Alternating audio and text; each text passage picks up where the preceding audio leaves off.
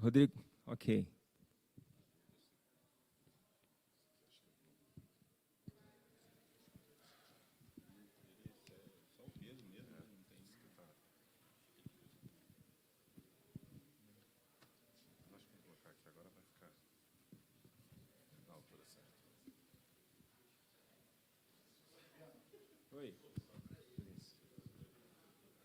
Pessoal, bom dia. Bem-vindos, bem-vindas a mais um evento do ciclo de palestra do programa de pós-graduação. Esse que é um espaço destinado à divulgação de pesquisas sobre o Poder Legislativo, sobre ciência política. E hoje nós temos aqui o prazer de receber um colega, um amigo de longa data, que é o Marcos Chevitarese, que vem apresentar, para nós os resultados da pesquisa que ele desenvolveu no seu doutorado. Para apresentar o Marcos, eu precisaria aqui de várias folhas, foi difícil fazer um currículo resumido do Marcos, mas eu vou tentar aqui. O Marcos Vinícius Chevitarese Alves é doutor em Ciência Política pelo Instituto de Estudos Sociais e Políticos da Universidade do Estado do Rio de Janeiro, IESP-UERJ, em parceria com o CEFO, Câmara dos Deputados. É mestre em Administração Pública pela Fundação João Pinheiros, pós-graduado em Engenharia de Automação pela Unicamp, bacharel em Informática pela Universidade Federal de Juiz de Fora. É analista legislativo na Câmara dos Deputados desde 1999, quando entramos juntos, e atua na área de ciência de dados desde 2013. Nos últimos anos, vem atuando em parceria com a consultoria legislativa no desenvolvimento de análises, estudos e produtos de informação para subsidiar a elaboração e avaliação de normas eleitorais. Um dos resultados desse trabalho foi o CIEL, que é o Sistema de Informações Eleitorais. Hoje, a palestra que o Marcos vem nos brindar é intitulada Personalização das campanhas nas ruas e nas mídias nas eleições de 2014. Eu não vou fazer nenhum spoiler, porque o palestrante está aqui e vai fazer muito bem essa transmissão da mensagem desse conhecimento. Eu só, antes de iniciar, preciso avisar a todos que este evento está sendo filmado e transmitido pelo nosso canal CEFO no YouTube, que é o CEFO CD Vídeos. Então, se alguém tem alguma coisa contra, fale agora ou cale-se para sempre, porque as imagens de vocês estarão aí para o mundo. Tudo bem? Temos todos, então, uma boa palestra. Obrigado pela presença. Marcos, é um prazer recebê-lo. Boa palestra. Vai ter lá um cronômetro para você se situar. E tenhamos todos uma manhã agradável. Obrigado, amigo. Oi, pessoal. Bom dia a todos. Então, eu vou conversar um pouquinho sobre a minha pesquisa, que culminou na minha tese. Eu falo conversar um pouquinho porque realmente não vai dar para falar sobre tudo. A ideia é dar uma passada, porque, como tem outros pesquisadores aqui e também vai ser transmitido, nem todo mundo pode vir, mas vai ser transmitido, vai ficar gravado, então, de repente, pode dar algum insight para outros pesquisadores. Porque uma pesquisa, acho que tem que lançar mais perguntas do que respostas, Eu acho que foi o que aconteceu. Bem, então, a área de pesquisa é estudos eleitorais, Então, tem essa primeira parte, eu vou passar bem rapidão, Porque algumas pessoas são até do ramo aqui. Então, a ideia é só fazer um nivelamento, tá? Eu vou passar bem rápido e aí depois, na parte de perguntas, se tiver alguma dúvida específica, eu posso tirar. Eu vou enfatizar a análise dos dados. Então, 3 perguntas básicas, Por que as pessoas votam? Por que votam em certos candidatos em detrimento de outros? E como o contexto institucional influencia a decisão do voto? Como no Brasil nós temos o voto obrigatório, apesar que a sanção é uma sanção pequena, para não votar, claro, eu enfoquei na questão 2 e na questão 3, Porque votam em certos candidatos e como o contexto influencia a decisão do voto.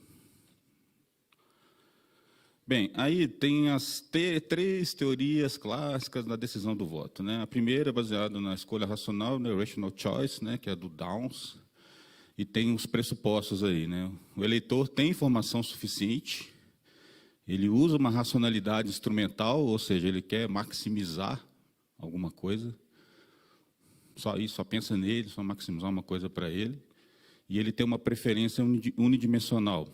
Por exemplo, a questão direita e esquerda tradicional, né? Direita mais Estado, esquerda mais Estado, direita menos Estado. Basicamente isso. E as consequências, né, disso aí seriam que a racionalidade do partido seguiria a racionalidade do eleitor, né? O eleitor escolhe o partido mais próximo de sua preferência, aí os partidos tendem a se ajustar buscando o eleitor mediano. Bem, as limitações, o pessoal foi lá nas premissas e disse, olha, não é bem assim, o eleitor não é completamente informado, aí tem uma racionalidade limitada aí. Ele não possui uma racionalidade puramente instrumental, nem sempre as pessoas pensam só nelas, né? E nem sempre possui preferência unidimensional, né? E as consequências dessas limitações é que o eleitor precisa de atalhos cognitivos, né? Não é tão fácil assim decidir, ele não tem informação toda, então ele precisa de atalhos. E a competição entre partidos pode se dar em níveis multidimensionais, né? A gente viu isso muito nas eleições de 2018, mas isso já é um fato em outras eleições, né? Então, com outras dimensões de ideologia, economia, religião, questões ambientais, questões raciais, né? Questões ambientais em outros países, ela é forte há muito tempo, né? Pega o Partido Verde na Alemanha, por exemplo, é muito forte, né? Em alguns outros países. Então, na verdade, as preferências são multidimensionais. E Então, aí depois não, né? Meio que paralelamente teve uma outra teoria concorrente que foi o modelo sociológico. E aí, que é a escola de Colômbia, né? Ele fala que o voto tem um componente social, né? As pessoas estão imersas numa sociedade, né? Em redes de amigos, de familiares, né? Colegas de trabalho, etc. Bem, as consequências que o eleitor pode decidir seu voto mesmo antes da campanha eleitoral, né? Ele pode ter afinidade com grupos, né, cujas ideias são próximas a determinado partido, né? Então, ele é afim do grupo, aquele partido tem afinidade com aquele grupo, por exemplo, de menos interferência do Estado na economia, ou coisas do gênero. E aí, ele, por uma influência daquele grupo que ele vive, ele acaba votando naquele partido. Então, o partido continua importante, mas por meio do contexto social. Eu não ia falar isso não, mas achei interessante. Tem muitas pesquisas que mostram, por exemplo, nos Estados Unidos, um cara é democrata. Aí você coloca o cara numa família democrata. Aí você coloca a família para morar num ambiente muito republicano. E, com o tempo, talvez na mesma geração, na geração seguinte, a família acaba tornando-se republicana, ou votando em candidatos republicanos. Existem pesquisas sobre isso aí. Não é sempre que isso acontece, mas isso pode acontecer, isso eventualmente acontece.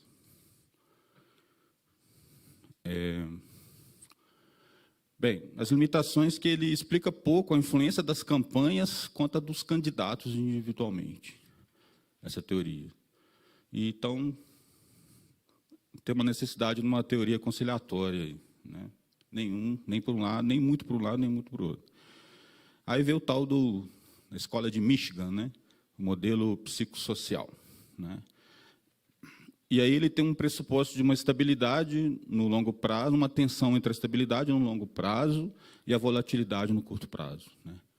Então, eventualmente, eu posso ser de uma tendência mais à direita, mas aí por uma questão circunstancial, ou por gostar muito de determinado candidato, ou por alguma questão econômica, eu posso, naquele momento, mesmo historicamente sendo de direita, votar no candidato mais à esquerda.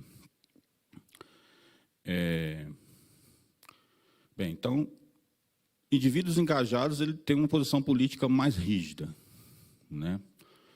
E aí ali está o contrário, né? Ali os indivíduos engajados, eles são menos suscetíveis, eu inverti ali, são menos suscetíveis aos apelos de campanha, né? Então, se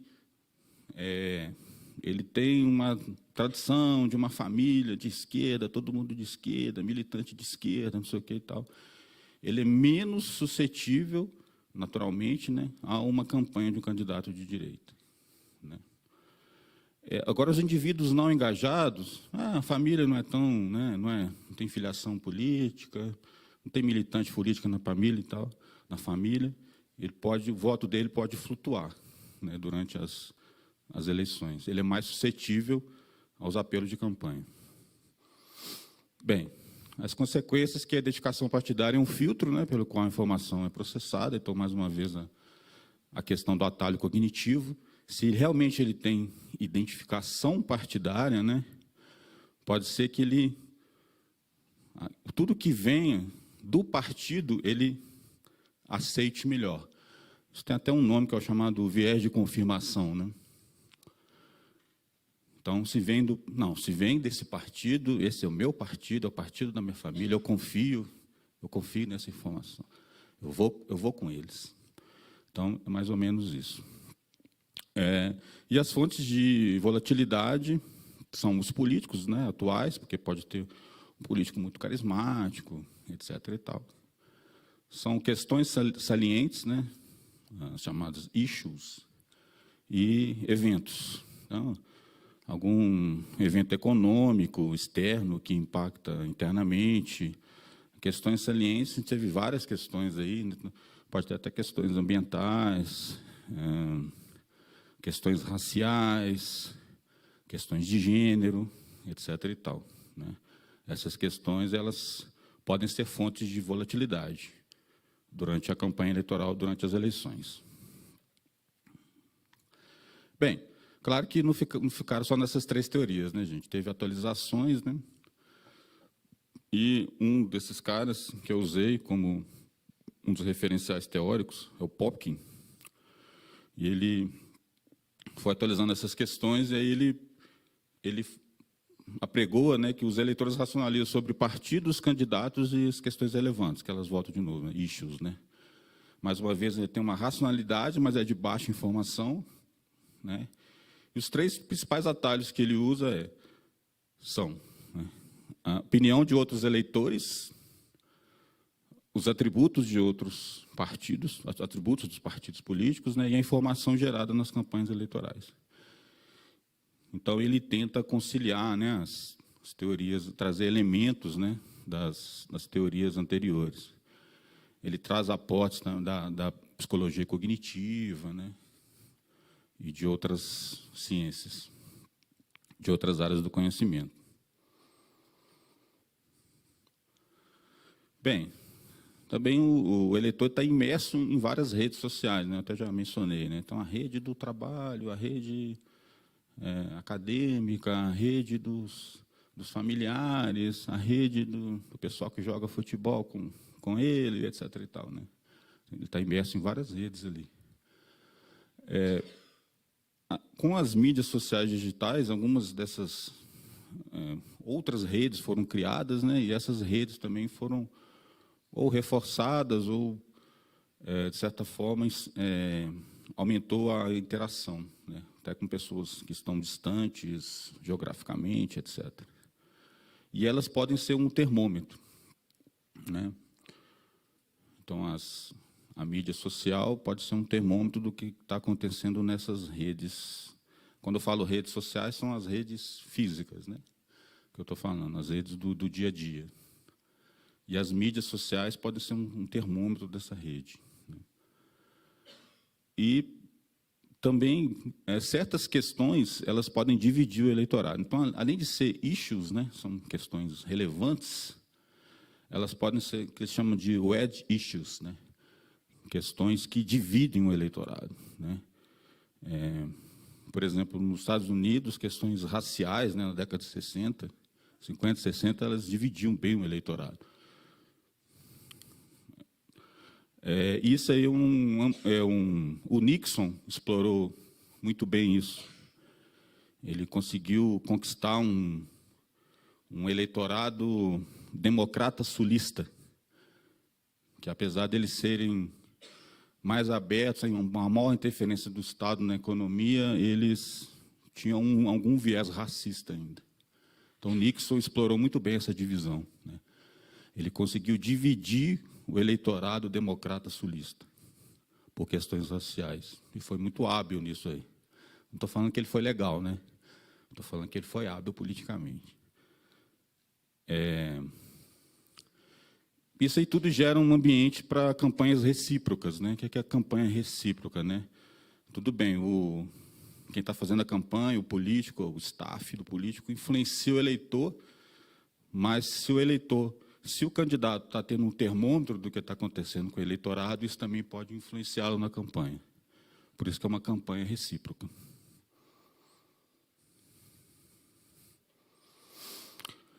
Então, tem questões em aberto aí, né? Quais são as formas mais eficientes de campanha? As pessoas formam redes no chamado ciberespaço, né? Qual é a relevância dessas redes para o comportamento eleitoral? Como colher evidências dessa relevância das mídias sociais nas campanhas eleitorais? Todas as respostas às perguntas valem ouro, né, gente? O pessoal do marketing eleitoral, esse tal de comitê de campanha, está doido querendo saber isso aí, né? Bem, aí é só para dar uma viajadinha aqui, né?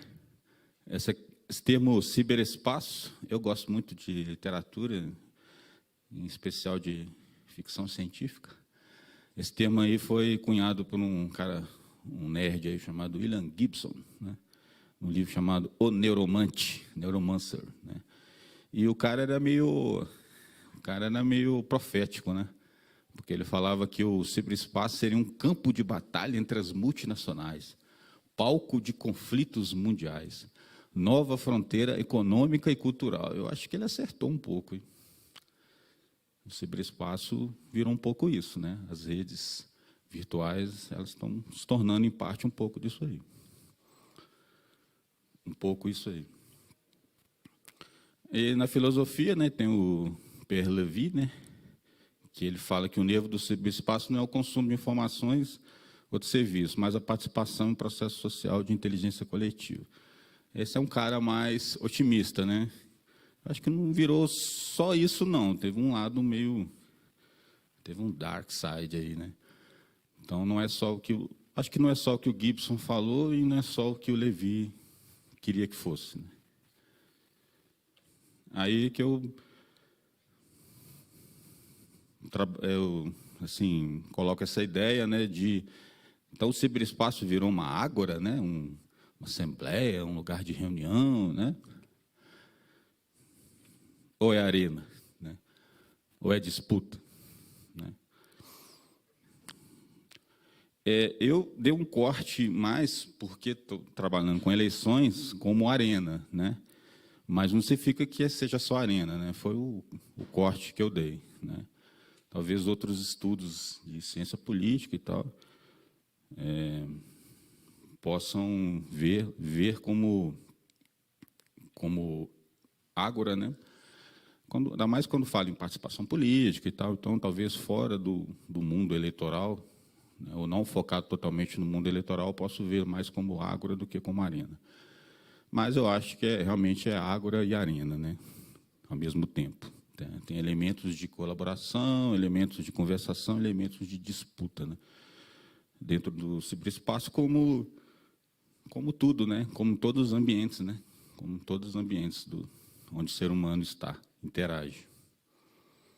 Acho que foi muito inocente, ou talvez utópico, né, achar que seria só água, né? Bem, aí, já dando um corte para o ambiente institucional agora terminou a viagem, né? voltar para a realidade.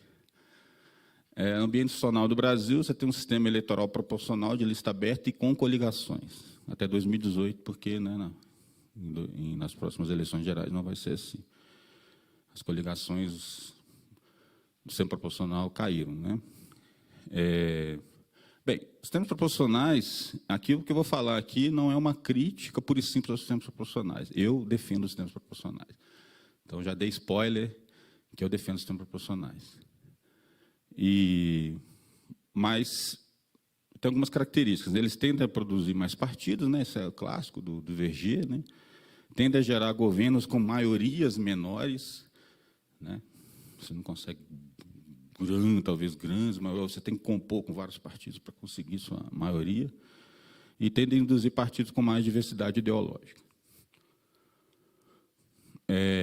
Bem, só que aqui no Brasil é um sistema proporcional com lista aberta e coligações. Então, olha só, os candidatos eles precisam se destacar dentro e fora da lista, né? Então, você tem uma competição dentro da lista e uma competição entre as listas, né? Então, o eleitor, esse carinha aqui, né? Ele tem que escolher uma lista e, depois da lista, o candidato.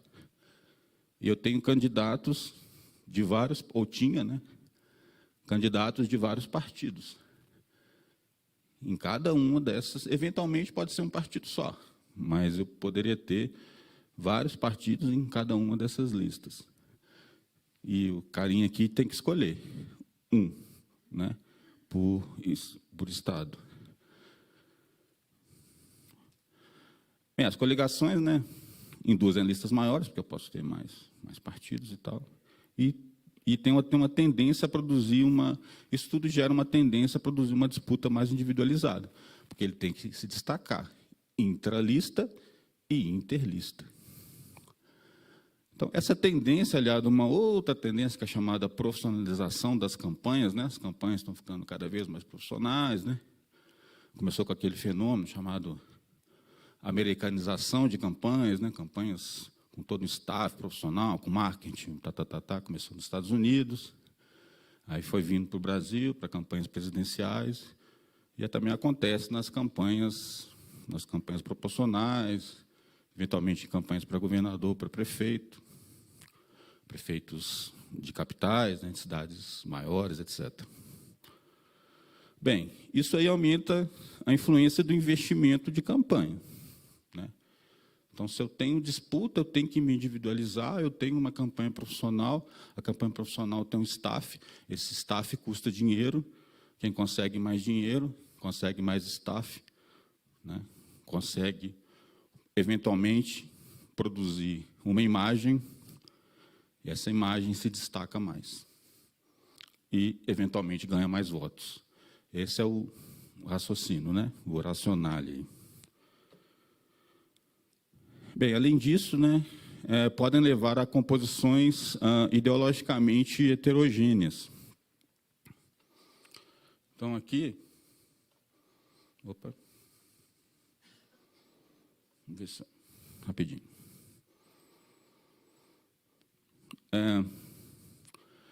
Isso aqui é um estudo de 2014. Essa aqui foi a coligação da chapa do PT, né? A estrutura para a presidência da República, a disputa para a presidência da República. E aqui, nas linhas, eu somei os partidos nas coligações estaduais apoiaram cada um dos partidos, apoiaram cada um desses partidos.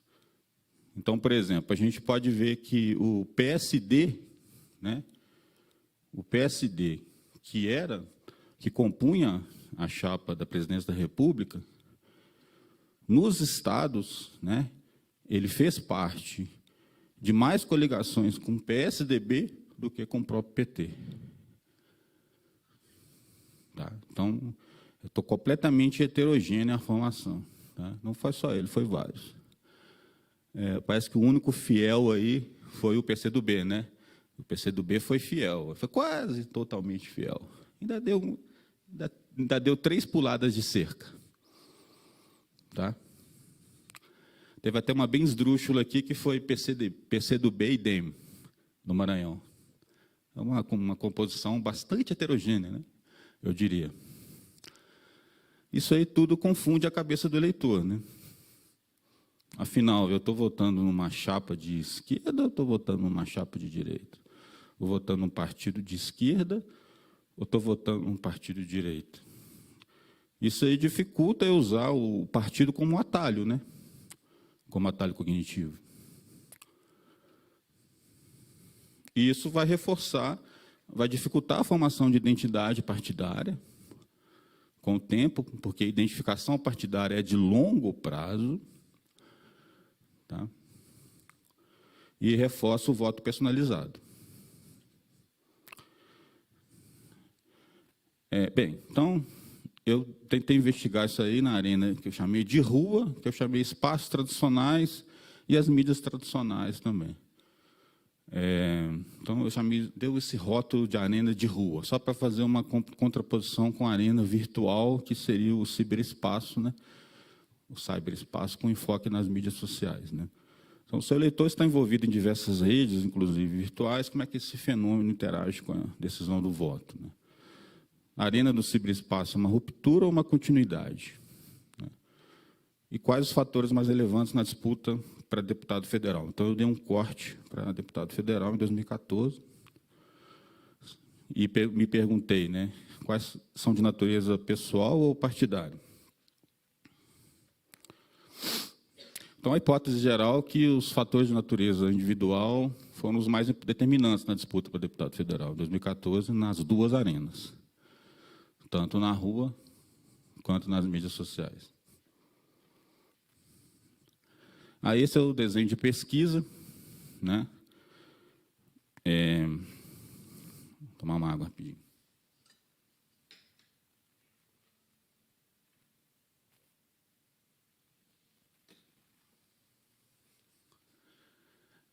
Então, a arena de rua foi basicamente uma pesquisa quantitativa.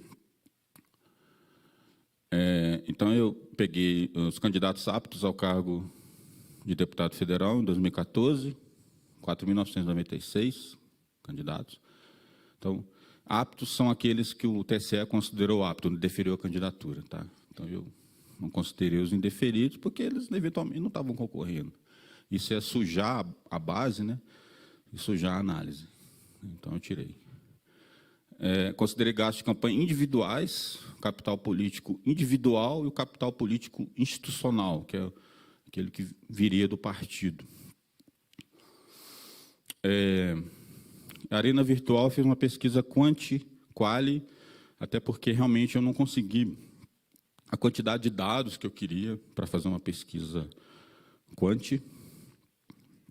Então, eu fiz uma pesquisa quanti-quali para poder tentar ficar um pouco mais robusta ou trazer um conjunto maior de evidências, né? A verdade foi essa. E aí nesse caso, eu olhei só os candidatos à reeleição, eu acho que foram 351. Isso é para controlar o capital político individual, né? Então, eu imaginei que todos estavam partindo mais ou menos no mesmo ponto, que todos eram deputados federais. Então, tinham aproximadamente o mesmo capital político. E fez o foco no Twitter e no Facebook, e depois a parte qualia que eu fiz um estudo de caso dos outliers, né? Aí, agora, a análise exploratória, né? Vocês podem ver que é uma distribuição meio estranha, né? Porque eu tenho, na verdade, poucos candidatos com muitos candidatos com poucos votos, né? Então, muitos candidatos com poucos votos, poucos candidatos com muitos votos, né? Tanto votos quanto gastos também, né? Então, uma quantidade grande de candidatos com poucos gastos, né? E aí vai diminuindo bastante aqui os gastos.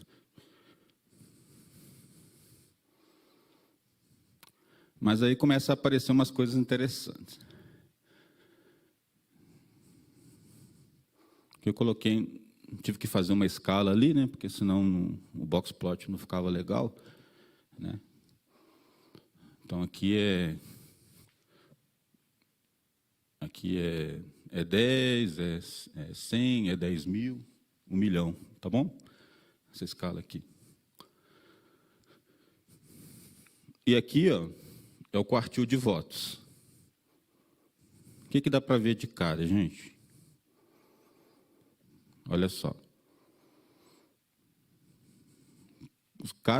Os candidatos nos quartis mais baixos, eles têm a mediana do gasto dele também é bem mais baixa, tá vendo?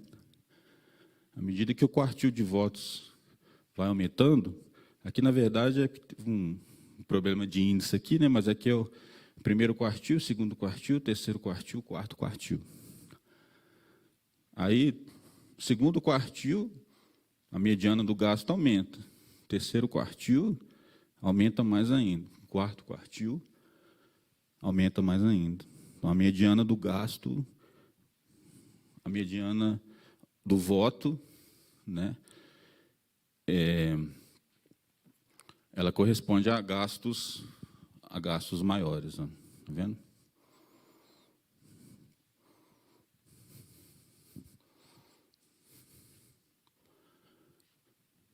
Então, quanto mais votos, mais gastos.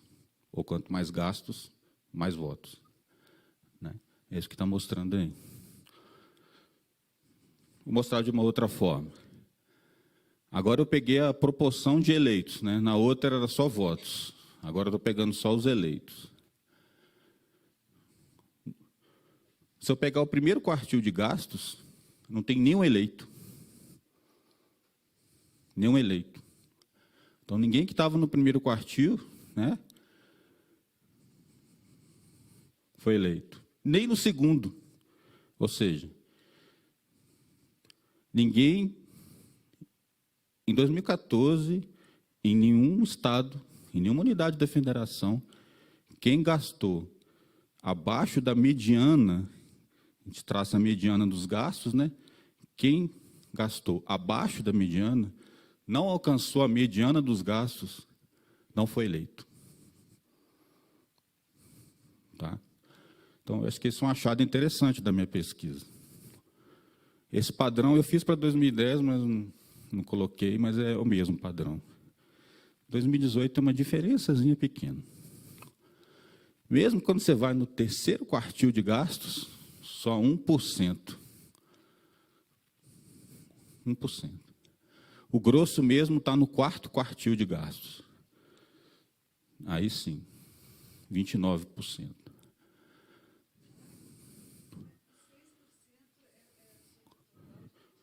Isso. Aqui eu fiz para não detentores de cargos eletivos, depois detentores de cargos eletivos. Vou apresentar cada um deles. Porque a questão era, até esqueci de falar, né? A questão era, tudo bem, eu não tenho um cargo, eu vou ter que gastar mais. Não é isso? Se eu não tenho exposição, não tenho visibilidade, eu vou ter que gastar mais. Realmente, eu vou ter que gastar. Se eu não gastar, eu não sou eleito. Se eu não chegar na mediana, eu não sou eleito. Ou não era eleito, né?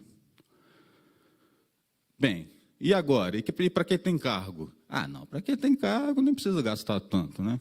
Será? Ó, mesma coisa. Mesmo quem tinha cargo eletivo em 2014 e não alcançou a mediana, não foi eleito. Nenhum dos candidatos que gastou abaixo da mediana do seu distrito eleitoral, ou seja, do seu estado, foi eleito. A proporção foi 0. Aumenta um pouquinho no terceiro quartil, né? Então, 6%, quer dizer, 6% dos candidatos que estavam no terceiro quartil de gastos foram eleitos. E quarto quartil, 58%. Então, realmente, já começa a ver uma composição das duas variáveis, né? Quando eu junto o capital político, né, quer dizer, o fato do cara ser detentor de um cargo, e o cara gastar bastante, relativamente, né, relativamente aos seus concorrentes, a probabilidade dele ser eleito começa a aumentar. Não é isso? Então, é mais ou menos isso, a direção mais ou menos essa. Ah, e detalhe, né? Ao total ali, né? 43%, né? Desse subconjunto, né? Que já tinha cargo eletivo, aqui é qualquer cargo eletivo, tá? Inclusive vereador e tal, a gente vai ver que tem uma diferença. Mas o fato dele ter um cargo eletivo, né? Aumenta a sua probabilidade de ser eleito.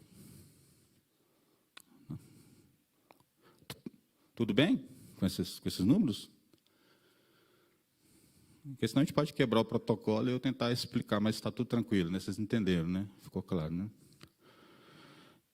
Bem, então agora a análise confirmatória, né? Como eu estou do lado do meu professor de métodos inferenciais aqui, eu espero não ter falado, espero que eu não vou falar abobrinha aqui. Então, as variáveis explicativas, o gasto de campanha individuais, o capital político individual, o partido do governador, o partido do presidente da República, e se o partido é legislativo ou não, né? Se quando ele foi concorrer, o partido dele tinha alguma representação na Câmara, tinha alguma cadeira na Câmara. De repente, isso podia, né, ser algum indicador, né? Tudo foi normalizado, tá? Foi usado o score padrão. O capital político, eu construí uma escalinha, então eu fiz assim, sem cargo eletivo é 0, vereador é 1, prefeito é 2, deputado estadual é 3, deputado federal é 4, assim por diante, tá? Só que eu fiz isso, mas eu normalizei dentro de cada unidade da federação, para criar uma escala que pudesse ser comparável entre os estados, ok? E aí tem o jargão aí, né, que eu usei, um modelo, uma regressão linear, generalizada, logística, binomial, porque eleito ou não eleito, né? Por isso que é binomial. Então, o melhor modelo foi esse aí. Esquecendo as matematiquez, né? Então, eu estou relacionando o fato do cara ser eleito ou não com capital político individual, os gastos individuais e o partido do governador. O partido do presidente da República não foi significativo. O fato do partido ser legislativo ou não foi significativo. A única variável partidária que foi importante foi o partido do governador. O que é o partido do governador? Eu analisei o seguinte, se a coligação do candidato, né, abrangia o partido do governador. Isso que eu fiz, tá? Se o partido do governador estava dentro da coligação do candidato. Do governador atual. Porque eu imaginei assim, né? Não, né? A minha coligação, né, abrange o partido do governador. O governador vai inaugurar uma obra, né? O cara é meu chapa, vai me levar, né?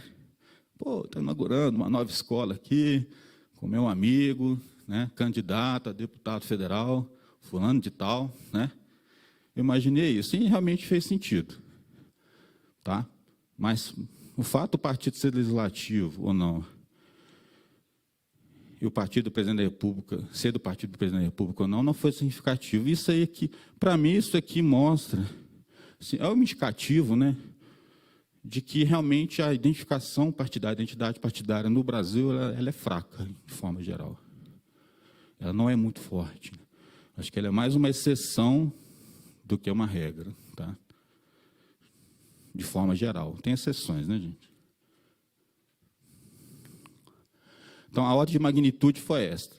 Gastos individuais, capital político individual, que é aquela escala que eu criei, né? E o partido do governador. Todos foram altamente significativos, tá? Todos esses aí. E aqui a magnitude, né? Da influência. Em primeiro lugar, como eu normalizei, essa interpretação deve ser feita por unidades de desvio padrão, né?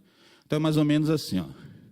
Se eu aumento um desvio padrão de gasto individual, a razão de chance aumenta 4-1. 4-1, tá? Dele ser eleito. Capital político, 1,93-1, e partido do governador, 1,90-1. Aumenta bem. Principalmente o gasto, né? O gasto aumenta muito mais. O gasto realmente é o principal preditor. Mas não é o único, né? Mas é o principal. Aí aqui tem um negocinho que eu fiz. Eu estava tentando uma maneira de mostrar, né, quanto o modelo prevê bem. Aí tem essa curva aí. Aqui é o que ele prevê falso, a taxa que ele prevê falso, a taxa que ele prevê verdadeira, né? Eu quero me afastar dessa curva aqui, né? Que aqui significa que a cada um que ele prevê o falso, ele prevê um verdadeiro, um falso, um verdadeiro, um falso, um verdadeiro. Então, eu quero me afastar dessa curva. Quanto mais eu me afastar dessa curva, melhor. Então, ele afastou bem da curva. Então, ele atingiu aquele índice lá de 0,85, que significa que tem 85% de chance de modelo ser capaz de distinguir eleitos e não eleitos. Esse é um modelo razoável. Bem, agora a arena virtual. A arena virtual realmente foi um pouco mais difícil, porque a quantidade de dados disponíveis era menor e tal. Então, eu tinha dados, eu tinha todos os tweets dos deputados, todos os tweets dos deputados. Aí eu peguei na época da eleição. Eu consegui isso de um outro pesquisador, e aí eu utilizei esses dados, aí eu fiz um corte daqueles que foram candidatos à reeleição, tá? E enfoquei mais, ele tinha coletado tweets em várias etapas, sabe? Em várias fases. Tipo, sei lá, 9 meses antes, 6 meses antes, 3 meses antes das eleições. Aí eu peguei os mais recentes. Eu fiz algumas análises exploratórias, que me pareceu que tweets muito antigos não influenciavam muito, sabe? O comportamento eleitoral. Estava muito longe da campanha ainda e tal. Então, eu resolvi pegar os mais próximos da campanha eleitoral. E aí eu usei variável explicativa, o gasto da campanha individual, porque o gasto da campanha individual foi o preditor mais forte no modelo anterior, então eu coloquei ele de novo para controlar, né? E como são candidatos à reeleição, são todos deputados federais. Então, eles têm mais ou menos o capital político, o mesmo capital político. Quer dizer, eles saem mais ou menos no mesmo ponto, né? É uma corrida no qual eles saem mais ou menos, a largada deles é mais ou menos no mesmo ponto, por todos eles serem deputado federal. Mais ou menos, né, gente? A gente sabe que tem diferenças, né? O cara pode ser político há mais tempo, o cara pode ter um cargo na mesa, né? Pode ser presidente de comissão, etc. Aliás, isso seria bem legal explorar, né? Refinar a variável de capital político, considerando esses atributos. Bem, a variável resposta agora foi o desempenho eleitoral, em termos de votos, tá? Agora eu usei uma variável contínua, tá? Como variável resposta. E essa normalização foi ponderação pela concorrência, tá? E eu usei um GLM de novo, mas usei essa distribuição aqui. Vai ter toda uma explicação lá, porque eu usei essa distribuição. É só rapidinho aqui, só para não ficar, como é que você normalizou? Isso aqui foi baseado no trabalho do professor Bruno Speck, né?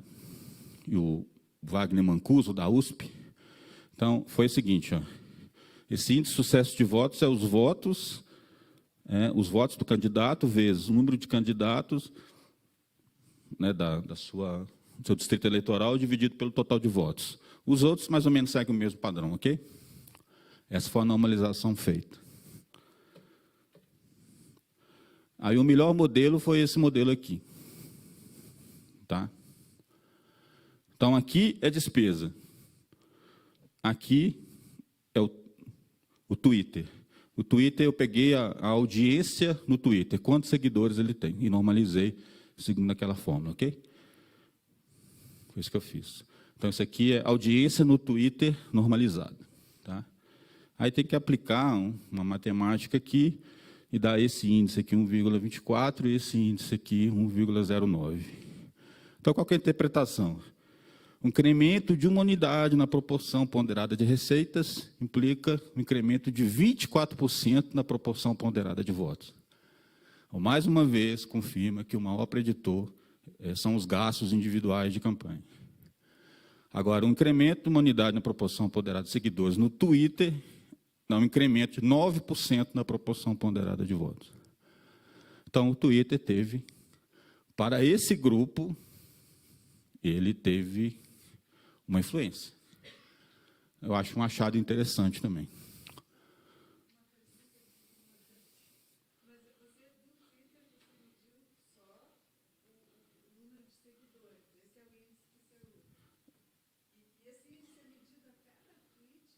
Não, ele não pega os tweets. Eu peguei todos os tweets, tá? Mas a questão dos tweets eu usei depois na análise qualitativa, ok? Agora eu usei realmente a audiência. A audiência realmente ela é uma medida limitada, tá? Uma medida limitada porque ela é estática. Mas mesmo sendo limitada, talvez por eu ter captado isso próximo às eleições, ela teve algum efeito. Tá? Então, a audiência é estática, né? Então, era a audiência naquele momento, entendeu? Foi captado. Mais ou menos, acho que 3 meses antes das eleições, alguma coisa assim.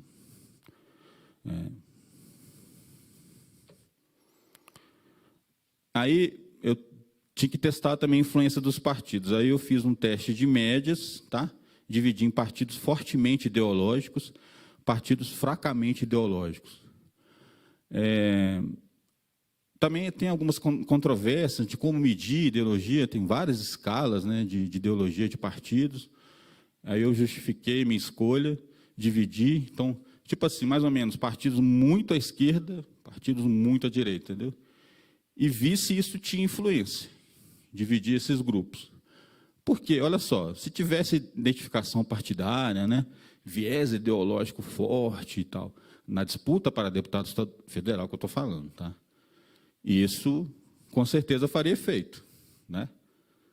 Mas não fez efeito. Tá? Então, não foi estatisticamente significativo. Tá? Então, ou seja, em 2014, apelos de campanha associados à ideologia partidária não mostraram influência significativa na audiência do candidato no Twitter. Então, não era uma questão de ideologia partidária. Parece que é muito mais uma questão de como o candidato se apresenta no Twitter. Uma coisa muito mais individual. A construção dele, enquanto candidato, muito mais do que uma influência partidária. Bem, aí depois eu fiz as análises dos outliers, né? Aí já é um estudo de caso, tá, gente? Não é pesquisa quantitativa mais, qualitativa. Então, deputados federais que tentaram a reeleição com baixo gasto e uma audiência muito alta no Twitter, em 2014. Então, foram 4 aí, tá? O que fez esses caras se destacarem, né? Então, eles tiveram um baixo gasto. A gente viu que baixo gasto não ajuda o cara a se reeleger. Mas eles tiveram uma audiência muito alta no Twitter, né? Então, eu analisei esses 4 caras aí. Então, dentro daquela faixa de baixo gasto, os 4 caras com mais audiência. Ok? Aí, nesse caso aí, eu usei outras fontes. Eu usei Twitter, usei Facebook, usei YouTube, usei... eu esqueci de falar. Não está aí na transparência. Eu também fiz a mesma análise, uma análise análoga, usando o Facebook, naquela análise quantitativa, e eu não achei influência do Facebook. Mas a minha hipótese é que a coleta dos dados foi um pouco mais antiga, sabe? Um pouco anterior à campanha, alguns meses antes de começar a campanha, mais do que o Twitter. Então, eu acho que é possível que a audiência tenha mudado, né? tem aumentado ou diminuído de acordo com o candidato, quando chegou mais próximo às eleições, e aí pode ter tido alguma influência. Como eu não tinha os dados, eu não tive como medir. Então, dos dados que eu obtive, não achei influência no Facebook, só achei influência no Twitter, ok? Só para retomar. Bem, aí até usei outras fontes, né? YouTube, blogs, websites associados ao candidato, tal. Usei o portal da Câmara dos Deputados, por causa da questão da biografia, né? Então, eu tentei construir uma história de cada um deles. E aí eu usei medidas de audiência e influência no Twitter. Aí eu usei os tweets, Ana. Tá? Tem várias medidas de influência, mas assim, basicamente é o seguinte: o cara manda um tweet. Né? Se ele tem muitas respostas e é muito retweetado, né, para cada tweet que ele manda, ele tem uma influência alta. Né? Então, um cara que tweeta pouco e é muito retweetado, e tem muitas respostas, significa que ele é influente. Tá? Então, usei uma fórmula para medir isso aí. E durante a campanha eleitoral. Então, o resultado foi que só um candidato não foi eleito desses caras aí, desse grupo, baixo gasto e audiência muito alta, que a audiência nas mídias sociais não implica necessariamente influência. Tá? Então, tinha candidatos com muita audiência, ou seja, com muitos seguidores, e baixa influência. Achei bem interessante isso. Eram, talvez, seguidores antigos. Né? Talvez um dia ele foi muito popular, e aí ficou aquele registro, né, daquela audiência. As pessoas não deixaram de se registrar como seguidor dele, mas ele perdeu influência com o tempo. Tá? Na verdade, os mais influentes se reelegeram.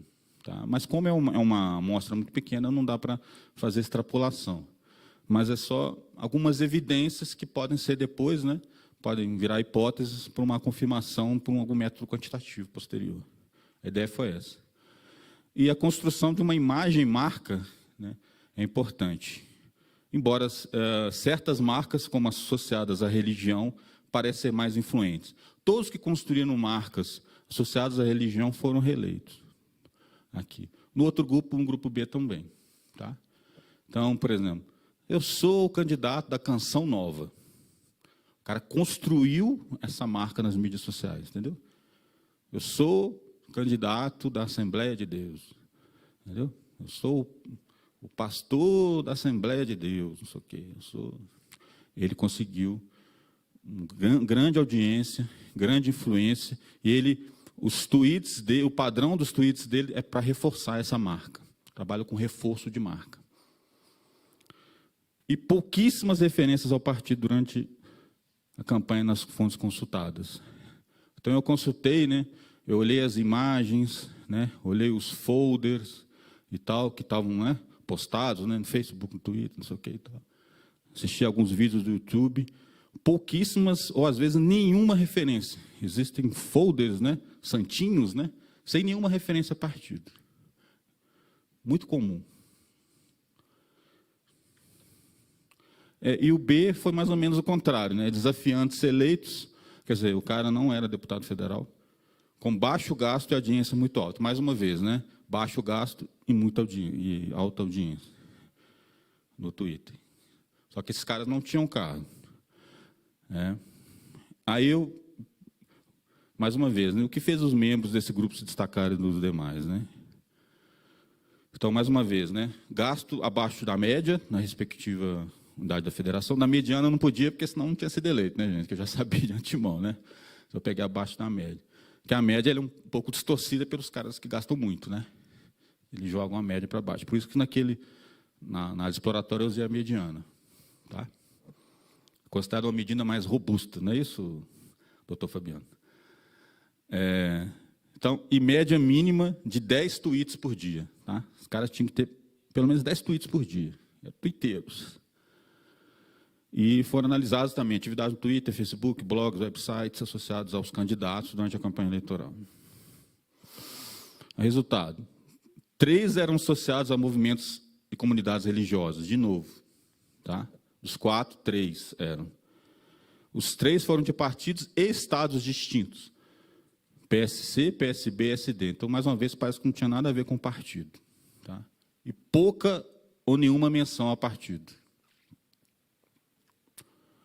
De novo. E muitas referências à sua própria trajetória, buscando enfocar uma issue, né, ou termo específico, como religião ou minorias. Nesse caso aqui também tinha minorias.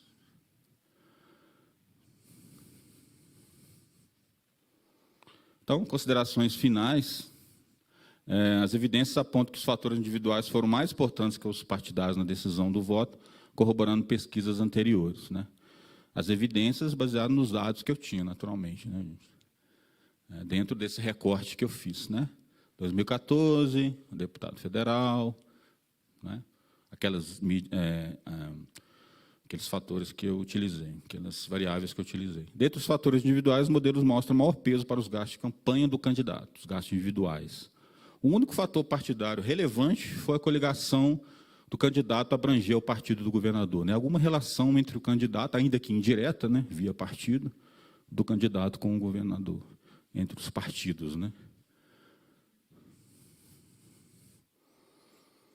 Na arena virtual, né? Influência no Twitter, no candidato, aumentou sua votação nominal. Evidência de que influência no Twitter aumentou sua votação nominal.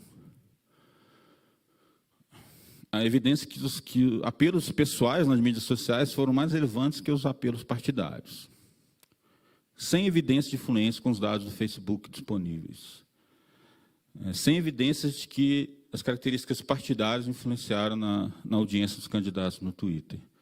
Não é que não influenciaram, mas eu não consegui achar evidência. É essa a questão, né? Eu não consegui achar evidência.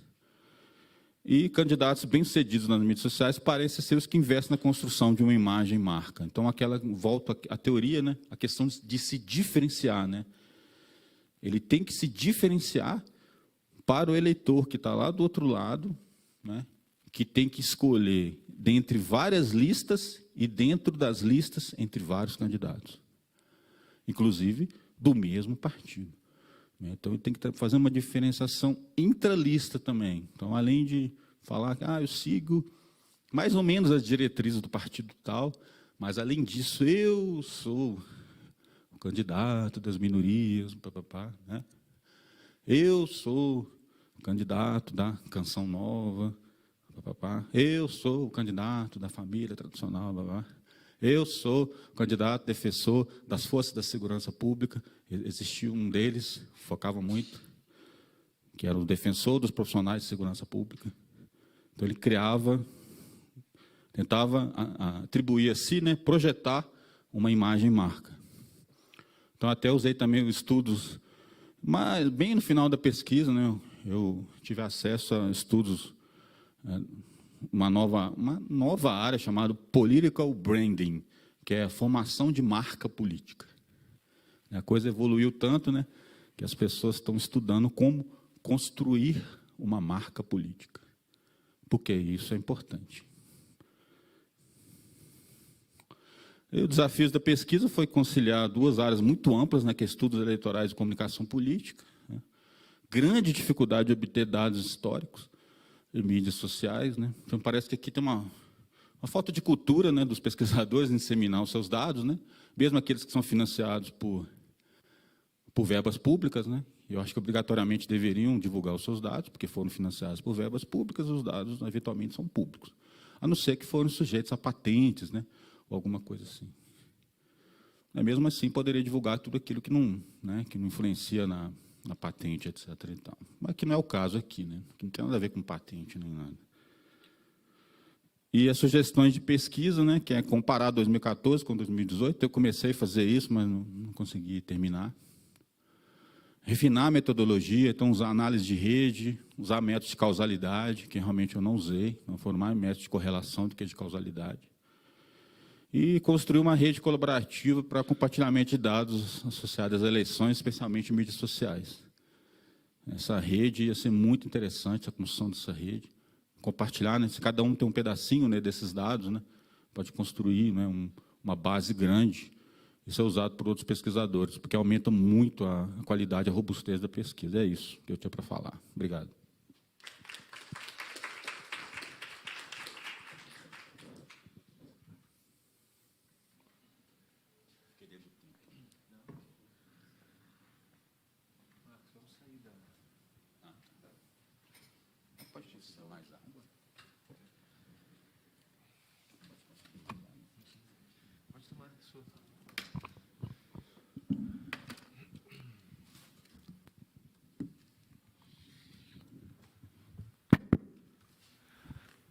Marcos, obrigado pela palestra. Um tema muito interessante, instigante. Como você mesmo colocou, traz muitas questões, traz muitas perguntas, né? Você nos mostra um panorama em que o partido, que talvez por muito tempo tenha sido essa marca política, perde um pouco dessa relevância, ou perde muito dessa relevância, em detrimento da imagem marca, né, da marca individual de cada candidato, né?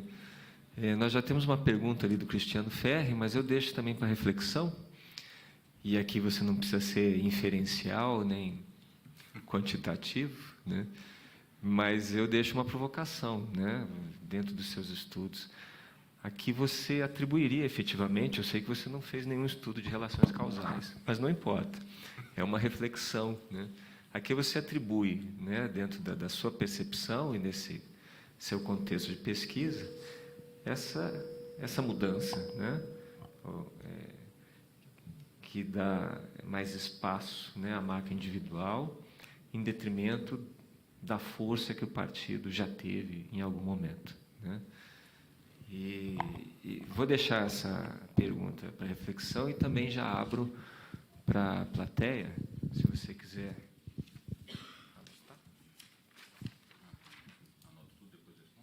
Nós vamos fazer assim, ó. Vamos fazer blocos de 4 questões, 4 perguntas, né? Daí você responde as 4 perguntas e depois a gente vê se tem mais alguma, ok? Cris. Bom dia a todos. Eu sou Cristiano Ferri, professor aqui da coordenação de pós-graduação do Centro de Formação da Câmara. Parabenizar o Marcos. Não esperava menos. Uma pesquisa difícil, complexa. São muitas variáveis. Acho que você trouxe aí variáveis muito importantes. Tenho muita curiosidade para ver como é que a sua pesquisa pode compor com outros estudos de casos. Precisamos, acho que muito estudo de caso aí para entender melhor, mais a fundo esses mecanismos. E é inevitável, quando a gente, né, vê aí esse estudo que você fez, baseado em 2014, com 2018. Então, em todo momento, eu estava comparando com a situação em 2018, o que mudou, né? Assim, o custo da eleição e como que, por exemplo, um ponto de partida daqueles candidatos que já têm certo conhecimento público, são celebridades por algum motivo, quanto isso faz diferença. E, baseado numa oficina que nós estamos fazendo aqui de mandato digital, com vários assessores de gabinetes participando de mandatos, que muitos participaram de eleições, então tem, portanto, uma visão bem inside machine de todo esse processo que foi em 2018, a gente está vendo assim como, por exemplo, o YouTube foi muito importante, como principalmente pelo destaque aos digital influencers que ganharam, né, que tinham visibilidade ali naquela plataforma de conteúdos audiovisuais, como isso foi importante para alguns desconhecidos ganharem as eleições. E talvez com isso, essa é uma hipótese, baixar esse custo, né? E também isso composto com o WhatsApp e outras redes, né, de transmissão de mensagens. E o próprio presidente da República, né, ele sempre diz que, olha, eu não fiz campanha, não gastei com campanha, minha campanha foi muito barata. Então, existe essa mística de que essa campanha em 2018, nós, pela primeira vez na história, talvez tenhamos candidatos que, pela visibilidade que tinham em certas redes sociais, pela dinâmica própria de como foi essa eleição, por esse compartilhamento viral, eles conseguiram esse destaque e serem eleitos, talvez, com um custo baixíssimo. É uma hipótese, né? Isso precisa ser muito estudado. Então, eu queria, na verdade, ouvir de você suas reflexões, aí, como é que você compara 2014 com o que você já está estudando e vendo e observou em 2018? Alguém mais mais tem pergunta? Diego. Aqui.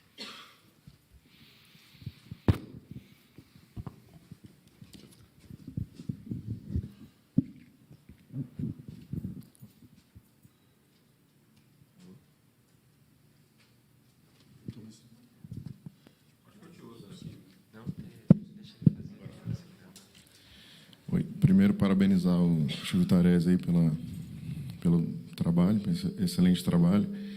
Eu sou Diego Machado, sou mestrando aqui do CEFOR. É uma área que me interessa muito também, a questão eleitoral, né?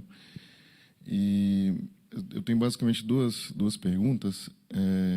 A primeira é como você mediu o capital político, né, dos candidatos, e se você considerou também o tempo de TV, ou se não, por que você não considerou? Alguém mais? Então, passamos aí as primeiras respostas.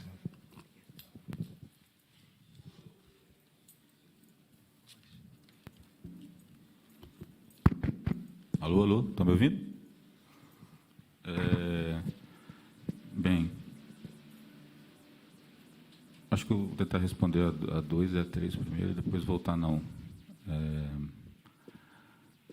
O Cristiano perguntou sobre a questão da uma eventual, né, maior influência das mídias em 2018 se comparada a 2014, e se isso poderia baixar os custos de campanha. É isso? Eu acho que sim, eu acho que isso ocorreu, mas eu acho que não, ainda não na proporção que as pessoas esperavam que tivesse ocorrido, no que tange a disputa proporcional. Eu não estou falando para candidaturas ao executivo, né? Governador e presidente, mas para deputado estadual e deputado federal, eu ainda acredito que a campanha de rua tenha sido muito importante ainda, em média, mas eu acho que a penetração das mídias sociais ela aumentou e pode realmente ter baixado um pouco os custos de campanha. Agora, para poder fazer essa pesquisa, que é uma pesquisa muito interessante que eu quero fazer, espero que eu tenha alguém aqui que me ajude a fazê-la, né? Aproveitar para convocar soldados para essa guerra. Porque tem que separar os efeitos, né? Porque também vai ter que estudar de forma proporcional, né? Vai ter que trabalhar bem, porque a campanha de 2018, em geral, ela foi mais barata que a de 2014, devido à proibição de doação por empresas, né? Então, as empresas não puderam doar em 2018 e em 2014 elas não podiam doar. Então, talvez tenha um fenômeno também de, assim, as mídias sociais já estavam crescendo, aí eles pegaram carona porque, né, tinham menos dinheiro disponível e aí, entendeu? Forçaram mais o uso das mídias sociais porque tinham menos dinheiro disponível. Então, mas é um estudo interessante. Eu acho que realmente aumentou, né? Eu acho que as pessoas aprenderam a usar, né? Aprenderam a usar as mídias sociais para fazer campanha política, e hoje tem a ver um pouco com a questão da profissionalização de campanha, né? As campanhas estão ficando cada vez mais profissionais, em geral, inclusive nas mídias sociais. A questão do WhatsApp, ela parece ter sido muito importante. Só que o problema do WhatsApp é como medir o WhatsApp. É difícil medir o WhatsApp, né? Porque o WhatsApp ele é cifrado, né? Ele é criptografado. Então, eu conheço, parece que tem algumas pesquisas, uma pesquisa tipo igual os antropólogos fazem, né? Entendeu? O cara ele entra no grupo do WhatsApp como se fosse daquele grupo, tá? Pesquisa etnográfica que fala, né? São até métodos bem legais, eu acho, que talvez para complementar, né, os métodos que eu utilizei, né, usar outros métodos, né? Porque você vai ter que entrar naquele mundo, ou submundo, sei lá, do WhatsApp, tá? E ver como é que a coisa funciona. Nesse caso é mais difícil. O YouTube realmente dá para ver, vai ter que ter assim um certo trabalho, né, para assistir os diversos vídeos. Talvez, fazendo propaganda, né, talvez com machine learning, né, pode ajudar isso aí. Analisar esses vídeos do YouTube automaticamente ou semi-automaticamente. Tá aí outra ideia de pesquisa, né? Fica a dica. Hashtag fica a dica. O Diego perguntou sobre o capital político. Eu falei rapidamente, Diego, mas eu vou falar novamente, porque realmente eu tentei acelerar, né, para caber os meus 43 slides, acho que eu exagerei um pouco. Mas realmente tem muita coisa eu deixei de falar. Por exemplo, a fragmentação eu deixei de falar, depois acho que vou ter que voltar na resposta do Fabiano. Eu fiz assim, eu criei uma escala. Então, se o cara não tinha cargo eletivo, eu só considerei cargos eletivos. Essa é uma limitação da pesquisa, né? Outros cargos, eles dão visibilidade política, né? Por exemplo, o cara é secretário de Estado, né? O cara é secretário de Estado num estado grande, como São Paulo, como Rio, como Minas Gerais, como Rio Grande do Sul, Bahia, né? Estados grandes, assim, então tem muita visibilidade um secretário, mas é difícil obter esses dados, entendeu? Por isso que é bom montar uma rede de dados, né? Mas por isso que eu usei cargos eletivos, porque eu peguei no TSE, entendeu? Então eu peguei cargos eletivos, caras que tinham sido eleitos anteriormente em 2012 ou em 2010. Então eu fui no TSE, fiz um cruzamento via título de eleitor, né, do candidato, porque nome também não dá para cruzar, então eu fiz uma metodologia lá para cruzar, e depois ainda fiz uma outra verificação, quase que manual, assim, semi-manual, e aí eu consegui ver, né, os caras que tinham sido eleitos anteriormente, ou para vereador, ou para prefeito, ou para deputado estadual, ou para deputado federal, senador, governador, presidente não teve nenhum candidato. Sim, mas não, é assim. Aí eu criei uma escala. Então, se não tem, é 0. Se é vereador, é 1. Se é prefeito, é 2. Deputado estadual, 3. Deputado federal, 4. E assim por diante. Mas depois ainda normalizava isso dentro, entendeu? Eu comparava o capital dele com o capital dos outros dentro do estado dele, para normalizar e para ser comparável entre as UFs, entendeu? Entre os distritos eleitorais. Foi assim que eu fiz. TV realmente foi uma coisa que eu fiquei pensando muito, mas eu fiz alguns estudos exploratórios. O tempo de TV, em média, o tempo de TV para cada deputado é muito pouco, né? Você tem que pegar, né, o tempo da coligação e dividir entre 300 deputados. Então tem cara que chega lá, oi, meu nome é Enéas, sei lá, estou brincando, mas meu nome é João. Bom, acabou. Então sabe, realmente é difícil saber se aquele tempinho pequeno da propaganda política vai causar influência ou não, entendeu? Então, realmente é uma limitação de pesquisa, né? Outros pesquisadores podem incluir isso aí. Realmente, se for para cargo disputa não proporcional, né? Disputa majoritária, né? Governador, presidente, prefeito, eventualmente, pode fazer diferença nesse tempo, que é um tempo bem maior, né? Mas para disputa proporcional, realmente eu não sei se faz diferença, entendeu? Não posso afirmar que não faz, eu não medi. E agora do Fabiano, né? A questão da personalização, né? Por quê, né?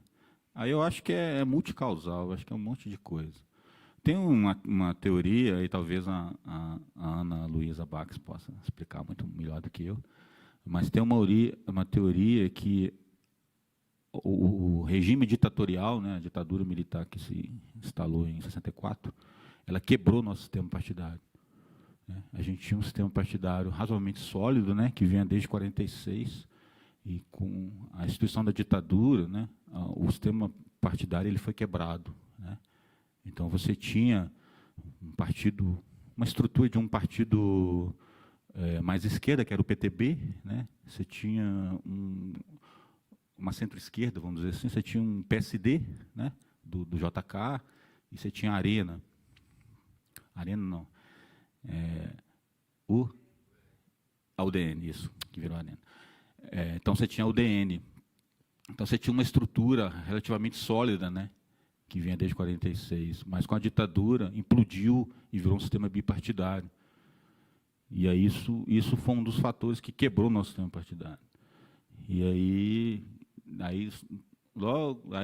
teve a reabertura, tal, né, a redemocratização, a Constituição, e aí que o sistema partidário foi se refazendo, mas ele foi se refazendo numa época que a profissionalização de campanha era muito grande, né, que os apelos midiáticos começaram a ser maiores, que aí o sistema virou um sistema esse sistema proporcional, mas com lista aberta e coligações. Então, mais uma vez, aí eu sigo o Jairo Nicolau, né,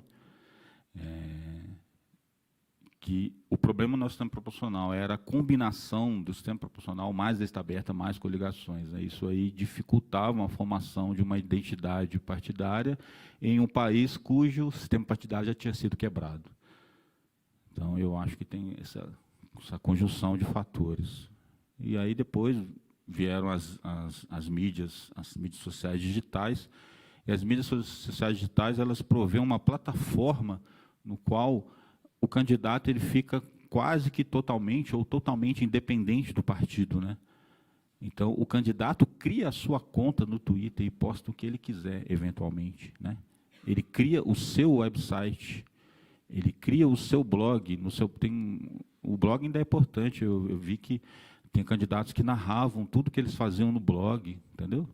Todas as cidades que ele ia, com todos os correligionários que eles se encontravam, todas as obras que ele ajudava a inaugurar, postava tudo, contava uma historinha no blog.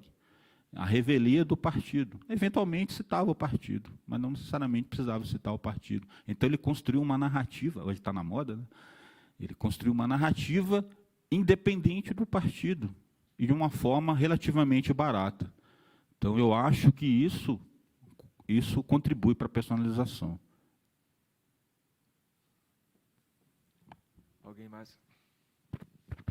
Alguém mais gostaria de perguntar? Ana Regina? Temos.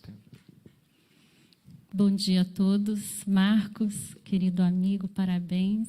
Uma pesquisa importante, de peso. E que pena que você precisava defender em 2018, antes das eleições, né?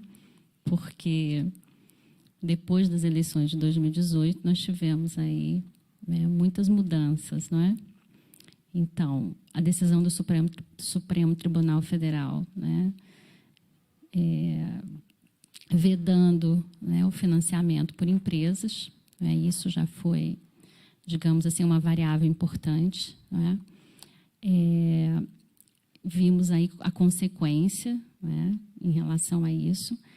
Esses movimentos, né, de renovação, né, que vieram, que são recentes, né?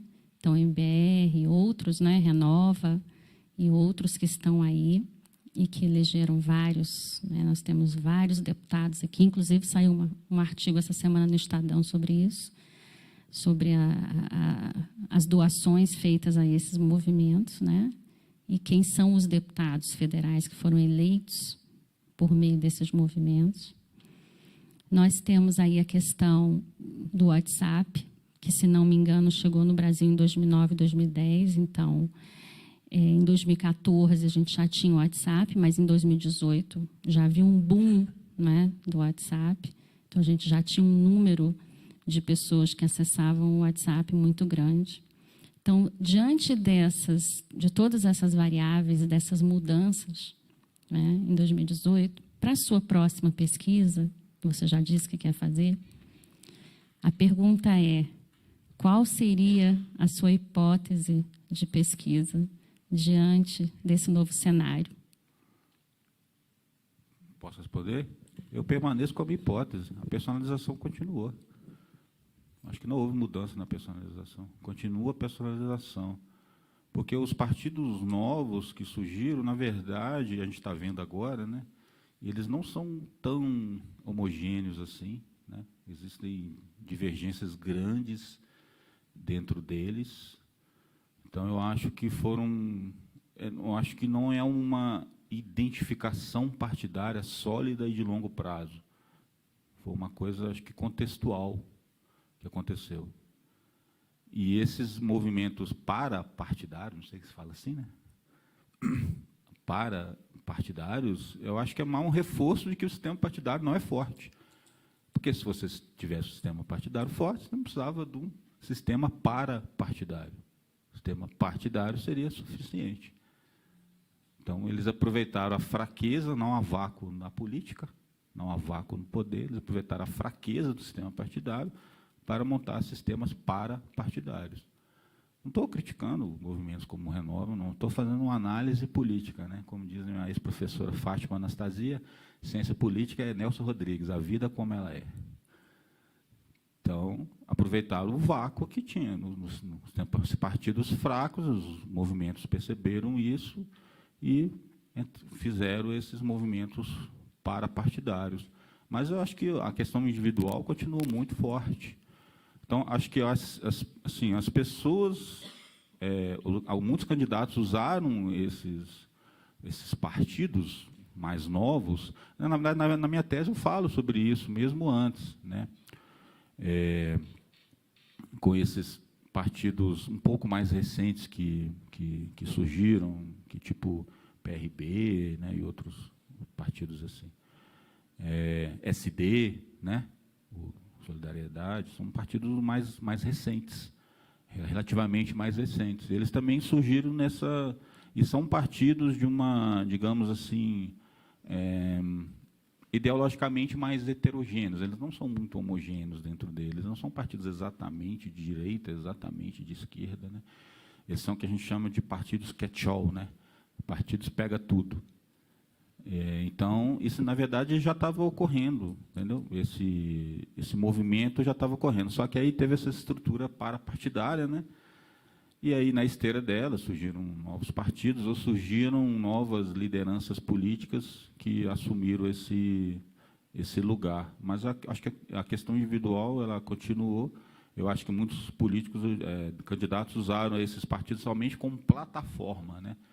Era uma plataforma, né, pela qual eles poderiam se candidatar, que lhes davam algum tipo de estrutura, inclusive estrutura financeira. Eu acho que os gastos continuaram importantes, eles continuam importantes. Eu já fiz testes, os gastos de 2018 continuam sendo importantes, só que você gasta menos, mas todo mundo gasta menos, entendeu? Então, na verdade, todo mundo baixa proporcionalmente seus gastos, mas aquele que, mesmo gastando menos, gasta mais do que o outro, continua tendo uma maior chance de ser eleito. Eu continuo defendendo isso. E dentre os fatores individuais, você acha que pode haver alguma mudança aí em relação aos gastos? Ou seja, essa parte essa campanha nas mídias sociais pode vir a substituir um pouco essa influência dos gastos de campanha? Eu acho que, como eu respondi para o Cristiano, eu acho que sim, pode. Mas eu acho que não é um movimento que ocorre da noite para o dia, sabe? Acho que vai ser paulatino. Mas eu acho que a campanha de rua ainda é muito importante. Realmente tem que medir, né? Se a campanha de rua em municípios menores, ela continua sendo importante. Se você pega, eu tenho até as tabelas ali, mas se você pega os gastos, eu já fiz esse estudo junto com a consultoria, né? Se você pega os gastos com carro de som, em 2010, em 2014, eles são altíssimos. São da casa de dezenas de milhões de reais de carro de som. Entendeu? Panfletos, santinhos, eles são gastos altíssimos. Eles foram gastos altíssimos. Em 2010, em 2014, eles foram gastos altíssimos. Aí teria que ver em 2018, se diminuiu. Diminuiu, assim, em termos de volume, né? Mas proporcionalmente acredito que sejam gastos altos ainda, né? E eu acho que também eu tenho uma intuição que, provavelmente para deputado federal, às vezes a campanha se decide muito nos últimos dias. E aí a campanha de rua também pode fazer influência, pode ter influência.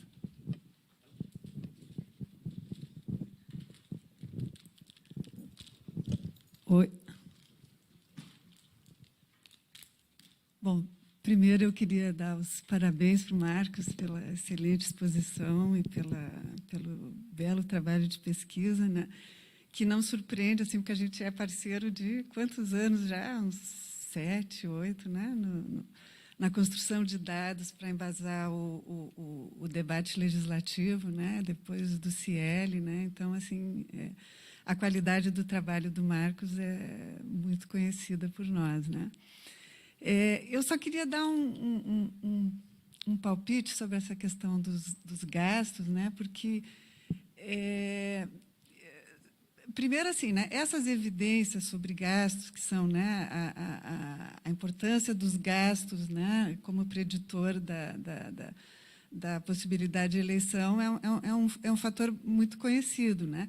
E que sempre, assim, a gente sabe também, quer dizer, que você pega a evidência, mas, assim, você falta explicar sempre, né? Não é um problema desse trabalho, assim, é uma questão de teoria, você explicar por que aquele candidato gastou mais, né? Quer dizer, porque não basta se gastar, né? Tem candidatos que são os que mais gastaram, que não se elegeram, né? Mas tem um fator circular, né? Quer dizer, o candidato com mais chances recebe mais recursos para gastar, né? Então, esse fenômeno, você aprende o fenômeno, mas você ainda tem que explicar, né? Por que aqueles foram os que gastaram mais, né? A questão de você prever se um novo meio, que nem as mídias sociais, realmente pode reduzir gastos, é complicado. Eu estou pensando assim, porque o dinheiro tende a colonizar tudo, né? Então, você pensa assim, por exemplo, quando, em 1994, se proibiu o uso de TV, né? Se restringiu muito o uso de TV nas campanhas eleitorais, né? O uso de imagens externas, né? Se restringiu bastante o que se podia fazer com a TV, com o argumento de que diminuiria gastos, né?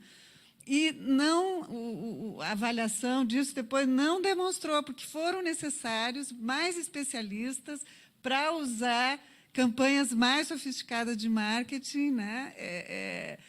Para fazer campanha dentro daqueles métodos, né? Que eram os permitidos pela lei. Então, não baixou gastos, né? E no caso aí agora sim é uma avaliação mais superficial, assim, não tenho muitos estudos, né? Mas no caso da importância desses meios, né, de mídias sociais, né, nessas últimas eleições, teria que ser estudado, assim, quer dizer, porque o quanto, né, a força do poder econômico já está colonizando, né, esses exemplos que a Ana falou, de uso de WhatsApp, né, então não quer dizer que necessariamente, quer dizer, eu sou candidato, vou fazer botar um vídeo no YouTube, não quer dizer que eu vou ter chance de ser eleito, né? Por quê? Né? Alguns têm alta audiência e outros não, né?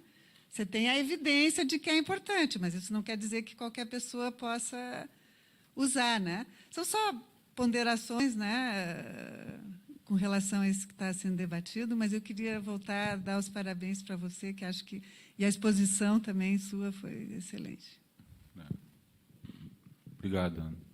Eu concordo com a Ana e sou bem parcimonioso, né, quanto às conclusões. Eu acho que realmente eu até achei algumas evidências disso, né, determinadas marcas que ele escolhe construir, sabe, determinados temas que o candidato escolhe destacar, enfatizar, são mais propícios a obterem votos, né, a obterem visibilidade e talvez votos, do que outros.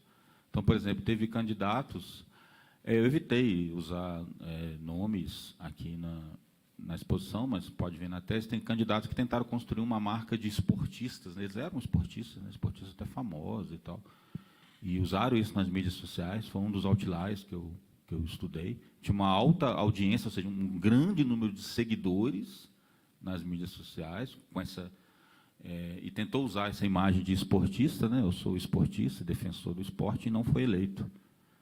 Então, ele tinha cargo, ele tinha audiência, mas não conseguiu transformar a audiência em influência.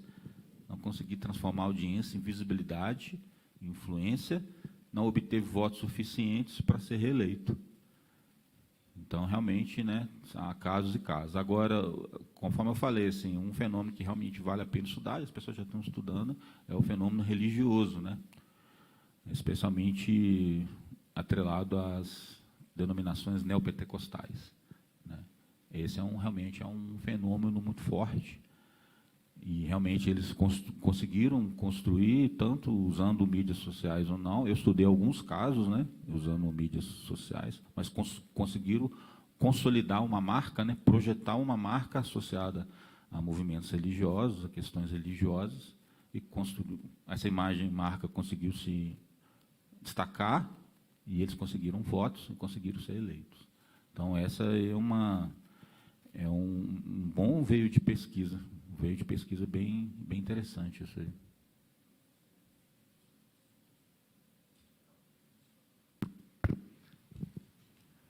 Bom, Marcos, eu queria então mais uma vez agradecer pela palestra, te parabenizar pelo trabalho de altíssimo nível, que deixa uma contribuição muito relevante e que, mais do que isso, deixa, né, um gostinho de quero mais, ou seja, é um combustível para outros aventureiros desse campo de estudo, mas, acima de tudo, né, que partiriam de um trabalho muito bem desenhado e construído, que foi o que você nos apresentou hoje. Parabéns, Marcos é prata da casa, né, deixando aí um resultado e pesquisa de alto nível. E eu queria agradecer a todos que participaram dessa palestra de hoje, né. Tenho certeza que todo mundo sai daqui, né, com essa sensação de que sai melhor do que entrou, né, porque bebemos dessa fonte do conhecimento aí que o Marcos trouxe para nós. Mais uma vez, obrigado a todos e até uma próxima edição do nosso ciclo de palestras. Até mais.